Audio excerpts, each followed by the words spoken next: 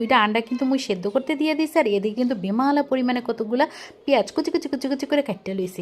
এরপর পেঁয়াজগুলো লই লইলাম একটা বাটির মধ্যে, দিয়ে দিলাম পছন্দ মতো মরিচ কুচি, ধনিয়া পাতা কুচি, সামান্য একটু হলুদের গুঁড়া, পছন্দ মতো মরিচের গুঁড়া দিয়ে দিলাম, সামান্য একটু ধনিয়ার গুঁড়া, চিলি ফ্লেক্স দিয়ে দেবো, কালো গোল মরিচের গুঁড়া।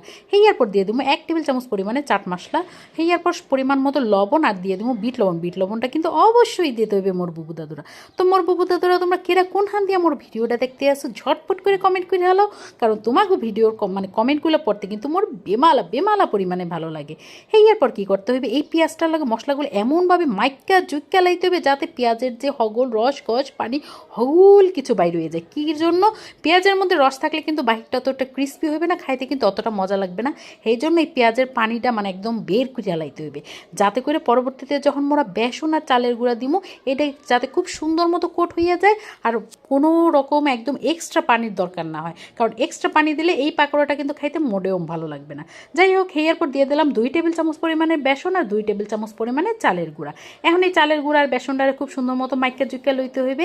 ঠিক এইরকম একটা আঠালো টাইপের একটা কিন্তু তৈরি হয়ে যাবে, যেটা দিয়ে কিন্তু মোরা ডিমটারে কোট করবো। আর এদিকে মুখো 2টা ডিমও কিন্তু খুব সুন্দর মতো সেদ্ধ হয়ে গেছে, এগুলোর নিজে পছন্দ মতো সাইজে কাটতে লইতে হইবে। আর কাটা হয়ে গেলে এরপর হাতের মধ্যে প্রথমে অর্ধেকটা পরিমাণ মিশ্রণ নিয়ে নিতে হবে, মিশ্রণটার একটু হাত দিয়ে সুন্দর মতো প্রেস করে করে চ্যাপটা করে লইতে হইবে।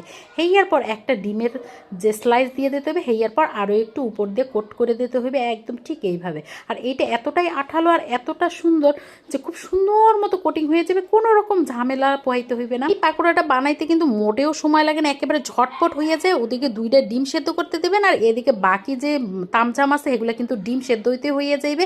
আর বাকি এরপর এরকম করে সুন্দর মতো এই পাকোড়াগুলো বানাই লইতে হইবে। পাকোড়াগুলো বানানো হয়ে গেলে এগুলার কিন্তু সাথে সাথে ভাজ্যা ফেলতে হইবে। এগুলার রাইখা দিলে কিন্তু এগুলো থেকে পানি ছেড়ে যাবে। এরপর কি করতে হবে, একদম তেলটারে খুব ভালো মতো গরম করে একদম লো আছে কিন্তু এই পাকোড়াগুলোর ভাজ্যা লইতে হইবে। এতে করে পাকোড়াগুলো কিন্তু উপর দিয়ে একদম ক্রিস্পি হইবে, আর ভেতর থেকে একদম ওয়েল কুকড সফট মুলায়েম একদম বাটারি একটা কনসিস্টেন্সি চলে যাবে। এই যে দেখতে পাইতেছেন মোর এই পাকোড়াগুলো কিন্তু বানানো হয়ে গেছে, কত সুন্দর একটা কালার আইছে। আর পেঁয়াজগুলো উপর দিয়ে কিন্তু দেখা যাইতে আছে, আর পেঁয়াজগুলো ভাইজে একদম মুচমুচা হয়ে গেছে। প্রথমে কিন্তু আপনারা শব্দ না বুঝতেই পারছিলেন যে এটা কতটা মুচমুচা হয়েছে। তো আসছে রমজানের ইফতারে কিন্তু ঝটপট এই পাকোড়াটা অবশ্যই বানাইয়া নিতে পারেন, বানাইয়া পরিবারে সকলের খাওয়াইতে পারেন। সবাই খাইয়ে কিন্তু আপনার প্রশংসা ছাড়া অপ্রশংসা করবে না। তো যাই হোক, মোর উপপাদ্য রেসিপিটা যদি মোটেও কোনহান একটুখানিও ভালো লেগে থাকে একটা অবশ্যই শেয়ার দিয়ে মোর পাশে থাকবেন, আর লাইক কমেন্ট তো অবশ্যই করবেন। তো দেখা হবে পরবর্তী কোনো ভিডিওতে, সে পর্যন্ত সবাই ভালো থাকবেন আর মোর জন্য দোয়া করবেন। আল্লাহ হাফেজ, আসসালামু আলাইকুম।